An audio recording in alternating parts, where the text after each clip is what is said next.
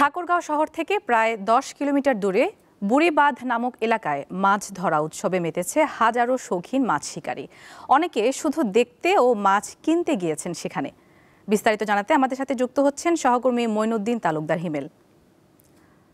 হিমেল, কোন প্রজাতির মাছ সেখানে বেশি মিলছে এবং অংশগ্রহণকারীদের মাঝে কেমন প্রতিক্রিয়া দেখতে পাচ্ছেন?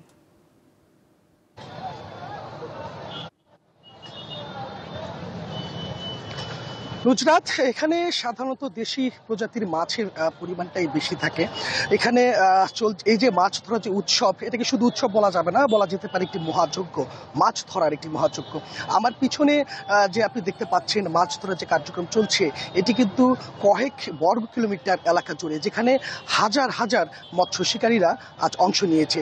শুধু পেশাদার মাছ শিকারী নয়, সে সাথে বিভিন্ন শৌখিন মৎস্য শিকারীরা পল ফিকা জাল নিয়ে এখানে আজ মাছ ধরতে এসেছে। এবং এই মাছ ধরাটাকে কেন্দ্র কিন্তু এই আশপাশের এলাকায় বিভিন্ন মাছের দোকান, বিভিন্ন খাবারের দোকান মিলিয়ে এক প্রকার একটি বড় উৎসবের মতো একটা পরিস্থিতির সৃষ্টি হয়। প্রতি বছরই আশ্বিন মাসের শেষে এখানকার যে জলকপাট আছে, অর্থাৎ এই বাঁধের যে জলকপাট, সেই জলকপাট খুলে দিলেই এই মাছ ধরার জন্য সকলের জন্য এটা উন্মুক্ত করে দেওয়া হয়। ১৯৫২ সালের দিকে স্থানীয় কৃষকদের পানির চাহিদা মেটানোর জন্য, খরা মৌসুমের পানির চাহিদা মেটানোর জন্য এই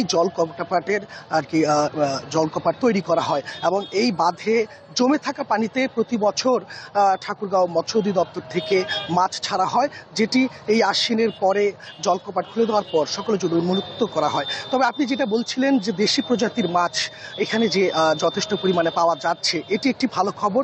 গতবারের তুলনায় কিন্তু এবার মাছ পাওয়া যাচ্ছে অনেক বেশি। জেলেরা এবার অন্তত মাছ ধরে বেশ খুশি হচ্ছে।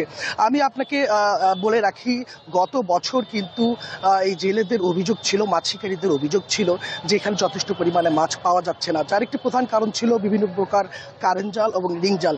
এই খবরটি কিন্তু দীপ্ত টেলিভিশনে গত বছর এই ঘটনাটি দীপ্ত টেলিভিশনে খুব গুরুত্ব সহকারে প্রচার করা হয়। তারপরই নড়েচড়ে বসে ঠাকুরগাঁও প্রশাসন এবং সর্বদা তারা মনিটরিং করতে থাকে বিভিন্ন কারেন্ট জাল এবং রিং জাল শিকারীদেরকে। আজও আমি দেখেছি বেশ প্রায় ৫০,০০০ টাকা সমমূল্যের রিং জাল ধ্বংস করেছে সেনাবাহিনী। এই ছিল ঠাকুরগাঁয়ের এই মৎস্যসূপ থেকে আমার কাছে থাকা সর্বশেষ। নুজরাত। দর্শক, ঠাকুরগাঁও থেকে যুক্ত ছিলেন সহকর্মী মঈনুদ্দিন তালুকদার।